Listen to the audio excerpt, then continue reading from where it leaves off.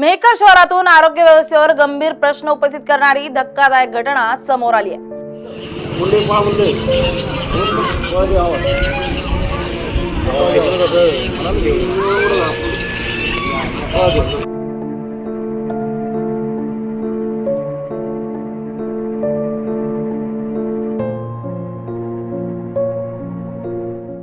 ग्रामीण रुग्णालयापासून अवघ्या 50 ते 100 मीटर अंतरावर एका महिलेची चक्क रस्त्यावरच प्रसूती झाली आहे।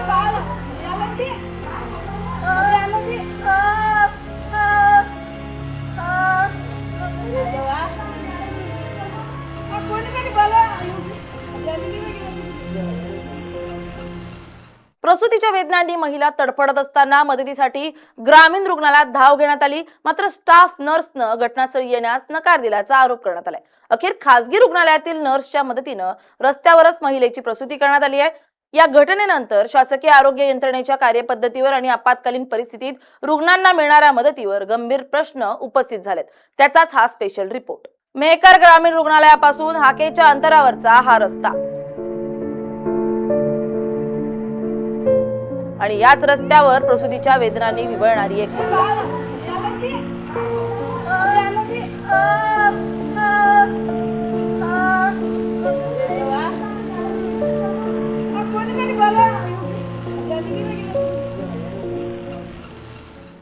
महिलेची अवस्था पाहून नागरिकांनी मदतीसाठी धाव घेतली। योगेश सौभागे यांनी ग्रामीण रुग्णालय गाठत स्टाफकडे मदतीची विनंती केल्याचं सांगितलं जात आहे, मात्र डॉक्टर उपलब्ध नसल्याचं सांगत स्टाफ नर्सनं बाहेर येण्यास नकार दिल्याचा आरोप करण्यात आलाय। आज सकाळी 6 वाजता मी घरी झोपला असताना मला आमच्या शेजारी एका बाईचा जोरदार रडण्याचा आवाज आला। मी सकाळी खाली येऊन पाहतो तर त्या बाईची प्रसूती होऊ लागली। बाळ तिचं बाहेर आलेलं होतं।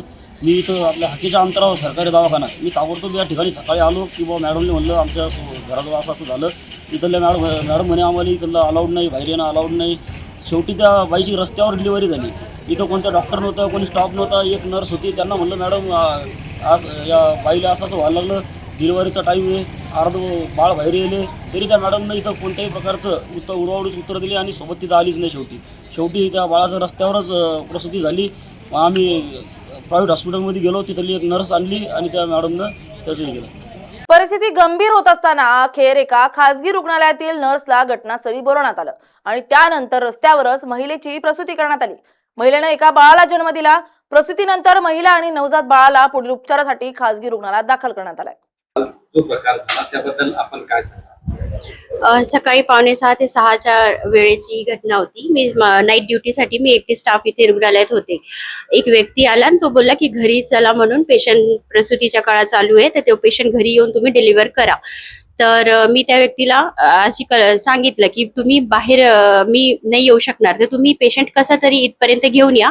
तुमच्याकडे तुमची गाडी असेल तर त्यानुसार तुम्ही तो पेशंट इथे इथपर्यंत आणा, इथून पुढे मी तो पेशंट हँडल करीन। पण तो बोलू लागला की घरी चला म्हणून। तर मी त्यांना हेच सांगितलं की मला काही नियमानुसार गेटच्या बाहेर तर येता येणार नाही, पण मी तुम्हाला 102 किंवा काही रुग्णवाहिका अवेलेबल करून देऊ शकते। तोपर्यंत तो व्यक्ती न ऐकता निघून गेला। तेवढंच नाही तर माझ्या अंडरमध्ये 12 पेशंट इमर्जन्सी ऍडमिट होते। हे सगळे पेशंट मी कुणाच्या भरोशावर सोडून गेटच्या बाहेर जाऊ शकत होते।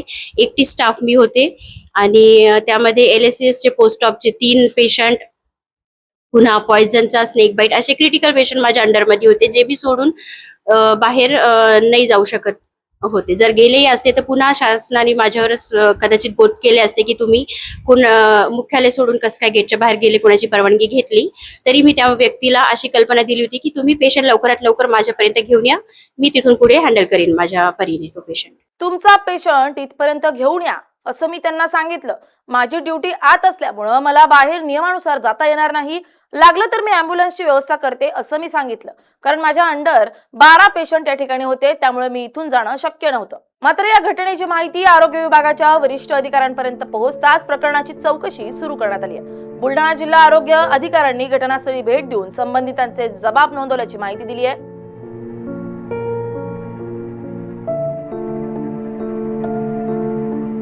काल जे काही घटना घडलेली आहे त्याच्यामध्ये मी आता इथे त्या घटनेची चौकशी करण्यासाठी इथं आलेलो आहे। मी आम्ही सगळ्यांचे स्टेटमेंट पण घेतलं, त्याबद्दल इन्क्वायरी पण चालू आहे. मी त्या प्लेसवरती पण जाऊन आलो. इथून साधारण जवळपास एक 700-800 मीटरच्या अंतरावरती आहे. त्याच्याबद्दल आम्ही डिटेल इन्क्वायरी करून आम्ही रिपोर्ट पण सबमिट करणार आहोत. तर याच्यामध्ये काही दोषी जर आढळले तर आपण कारवाई. हा, जर चूक असेल तर निश्चितच कारवाई होईल साहेब. जर चूक असेल तर निश्चित ते पूर्णपणे चौकशी करून आम्ही पाहूया. जर कोणी दोषी असेल तर निश्चितच कारवाई करू. आज आपण भेट दिली, नेमका माहिती घेतली सर्व, काय आढळून आलं का आपल्याला तसं काही? नाही, तसं आणखी तर काही नाही. इन्क्वायरी करून आम्ही ते पाहूया. सगळं इन्क्वायरी आमची चालू आहे आणि चौकशी चालू आहे. चौकशी आणखी काय निष्कर्ष येतो ते आपण पाहूया. दरम्यान या घटनेची माहिती मिळताच माजी आमदार डॉक्टर संजय रायमुलकर यांनीही संताप व्यक्त केलाय. रुग्णालय अगदी जवळ असताना महिलेची रस्त्यावर प्रसूती होणं ही गंभीर बाब असल्याचं सांगत संबंधितांवर कारवाई करण्याची मागणी त्यांनी केली आहे. काल एक सकाळी 6च्या दरम्यान आपल्या योगेश सौभागी नावाचे आपले कार्यकर्ते मला त्या घटनेसंदर्भातची माहिती सांगण्यासाठी आले आणि मी त्यानंतर ते व्हिडिओ आणि ते पाहिल्यानंतर त्यांनी ते बाई प्रसूती होत असताना रस्त्यावरती पडलेली होती आणि वेदना होत होत्या आणि त्या संदर्भातली माहिती संबंधित आपल्या ग्रामीण रुग्णालयात गेल्या असता त्या ठिकाणी नर्स उपलब्ध होती, त्यांच्या कानावरती घातलं आणि त्या बाईनं थोडंसं माणुसकी दाखवून त्या ठिकाणी जायला पाहिजे होतं, माझं वैयक्तिक मत आहे.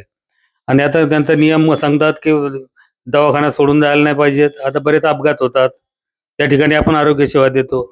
म्हणजे काय हे काय म्हणजे दवाखान्यात पेशंट आला तरच उपचार करायचे आणि बाहेर कुठे आजारी पडलं तर करायचे नाही, असा काही नियम शासनाचा आहे की काय, हा प्रश्न आमच्या समोर आहे. येथे अधिकारी आले, चौकशी करतायत, पण तिथे एकटी नर्स होती, मग बाकीचे कुठे गेले होते? डॉक्टर असेल, डॉक्टरची ड्युटी होती, मग डॉक्टर काय हजर होता? कोणी इतरही काय 2च लोकांच्या ड्युट्या थोडी तिथं होत्या. जे कोणी असतील त्या ठिकाणी हजर का नव्हते याचाही विषय आहे, एक महत्त्वाचा विषय आहे. जे हजर नव्हते त्यांच्यावरती कारवाई झाली पाहिजे.